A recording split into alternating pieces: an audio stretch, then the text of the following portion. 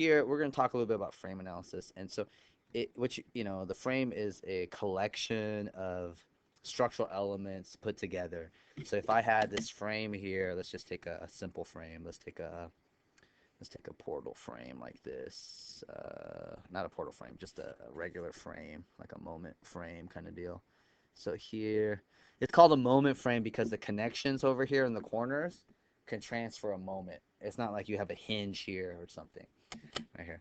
So, but here, and let's put over right about here. And so let's make this a like this, and let's make this a roller, so it's determinate right here. So you got loading here that in a frame you have loading that can be horizontal and just any kind of loading, but it could be loading that goes horizontal or vertical or like some linearly distributed. Okay, depends on what you have. And what you want to do is analyze. Basically, every member here has its own axial shear and moment diagram. Okay, and what you have to be able to do is isolate the members. So in a way, it's like you cut these right here. Right here, you cut at the joints, and each diagram here would have its own shear and moment diagram. What you want to do, though, is be consistent in what you define as the start and end of each member. That's really important. So what's typical, like in a computer program, is they'll call one. You'll see this in a lot of textbooks. It's like this is member one, this is member two, this is member three. Okay, and they'll call this member one, end I, and end J. Okay, and then this will be member two. This will be end I and end J of member two, and then this will be uh, member three, end I, and end J. Okay, end J here. And so that when you draw the shear and moment diagram, you have a consistent convention. So it's really important. So sometimes what happens is some people, like depending on whatever computer program you use, and they have some graphic user interface and they just click on stuff, they'll just take it and they'll click I here and then J there, and they'll be like, why is it all kind of reversed? Right? Because you've essentially kind of looked at it different. Okay, so it's important. So when you draw these shear moment diagrams, like so, if I isolate member one right here, here's end I and end J of member one, and here, let's say I had reactions here like this. I'll call this A, B, C, and D. Okay, A, B, C, D, and so I'll call this A, Y, and A, X like this right here. Yeah, and I got to make sure I keep that thing the same. So I'd have like AX going this way and AY like that right here. And I'd have some sort of end internal, loading here. And so then I'd have a constant this concentrated load here and there'd be, because I've essentially cut it right here. I've cut it right here.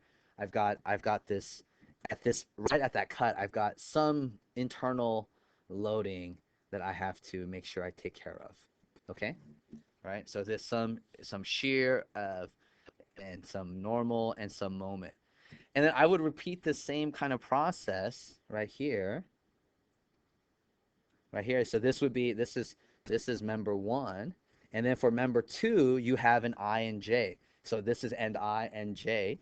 So end J right here you have this cut, if you will.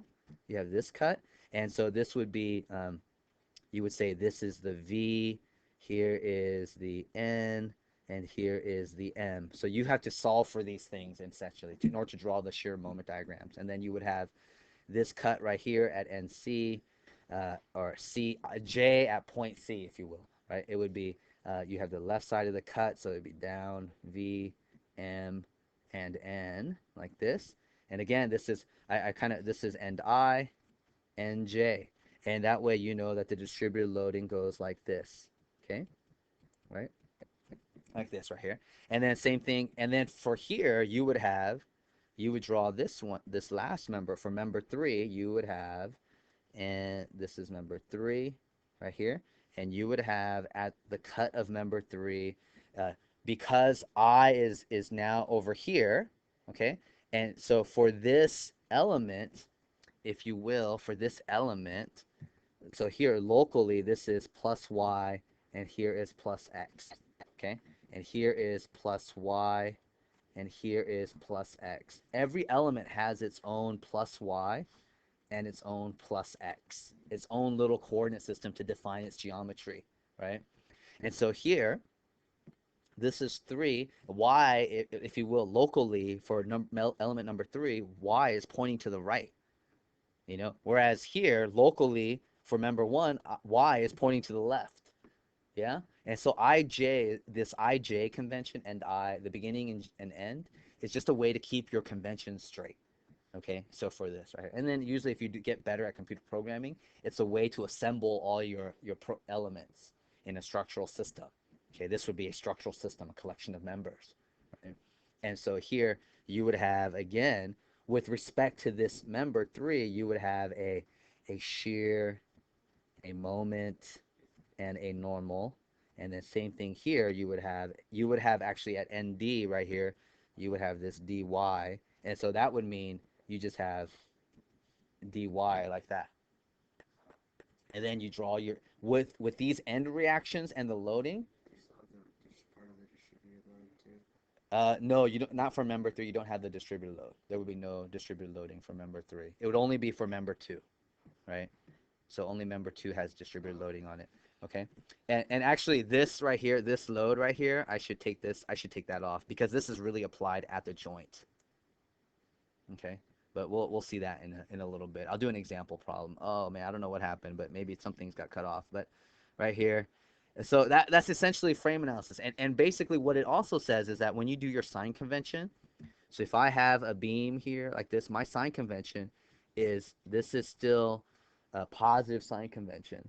You know, if I make a cut, this would be V M N V M N. So this is the right side. So this would be V, the right side of the cut, if you will, M and N right here. So I would keep this positive sign convention. So any bending that does compression at the top is considered positive bending for this frame.